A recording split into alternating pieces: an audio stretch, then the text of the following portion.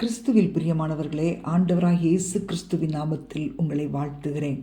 ஏசாயா 10:27 அபிஷேகத்தினால் நுகம் முறிந்து போம். நம் வாழ்க்கையில் வெற்றியுள்ள வாழ்க்கை வாழ வாழ்க்கையின் ஒவ்வொரு பகுதியிலும் தேவ ஆவியானவரின் அபிஷேகத்தினால் நிறைந்திருப்பதே ஒரே வழி.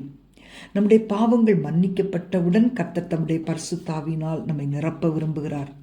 நாம் வெற்றிடம் உள்ளவர்களாக வாழக்கூடாது. ஏனென்றால் இந்த சாத்தான் காலியான இடத்தை தேடித்தான் அலைகிறான்.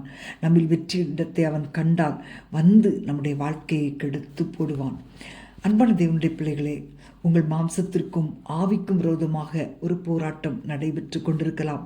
உங்கள் மாம்ச பலவீனத்தை மேற்கொள்ளும்படி நீங்கள் முயற்சி செய்கிறீர்கள், ஆனாலும் முடியாமல் தவிக்கிறீர்கள். உங்கள் ஆத்துமாவை செழிக்க செய்யவும் பொல்லாதவனுக்கு விரோதமாக யுத்தம் செய்ய தேவையான பலனை கொடுக்கவும் பரிசுத்த ஆவியானவர் அளிக்கிற அக்கினி அபிஷேகம் உங்களுக்கு தேவை.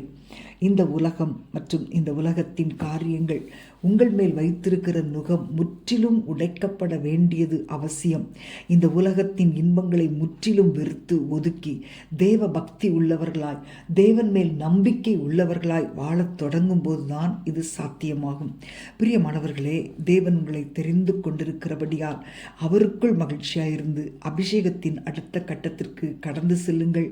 பரிசுத்தாவின் வல்லமையால் பிசாசுக்கு எதிர்த்து நில்லுங்கள். ஜெயிக்கிறவர்களாக மாறுங்கள். எக்காலத்தும் நம்பிடுவோம் திக்கற்ற மக்களின் மறைவிடம், பக்கபலம் பாதுகாப்பும் இக்கட்டில் இயேசுவே அடைக்கலம்.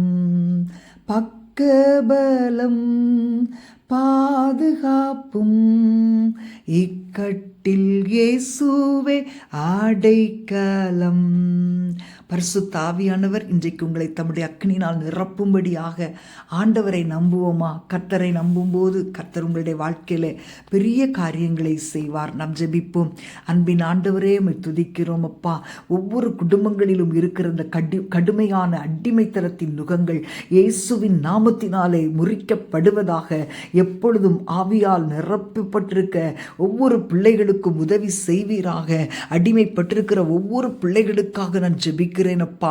இயேசுவின் நாமத்தில் விடுதலை உண்டாகட்டும். தேவ சமூகத்தில் அமர்ந்திருக்க விடாமல் சிறைப்படுத்தி இருக்கிற நுகங்கள் இயேசுவின் நாமத்தில் உடைக்கப்படுவதாக. பாவக்கட்டுகள் உடைக்கப்படட்டும், சாபக்கட்டுகள் உடைக்கப்படட்டும். ஏதோ ஒரு பிடி கடன் பிரச்சனையிலோ அந்நிய நுகத்திலோ பிணைக்கப்பட்டு அகப்பட்டு கிடந்து தவிக்கிற எல்லா நுகத்தடியை ஆண்டவரை நீர் உடைத்தெறிவீராக. உடைய கரத்திலே ஒவ்வொருவரையும் ஒப்பு கொடுக்கிறோம் அப்பா. தகப்பனே, உமக்கு ஸ்தோத்திரம். உம்முடைய வார்த்தையின்படி இந்த நாளில் ஆண்டவரே நீர் உம்முடைய கரத்தை நீட்டுவீராக. உம்முடைய அபிஷேகத்தினால் எல்லா நுகத்தடிகளும் இன்றைக்கு உடைக்கப்படுகிறதற்காக உம்மை துதிக்கிறேன். இயேசுவின் நாமத்தில் பிதாவே, ஆமேன், ஆமேன்.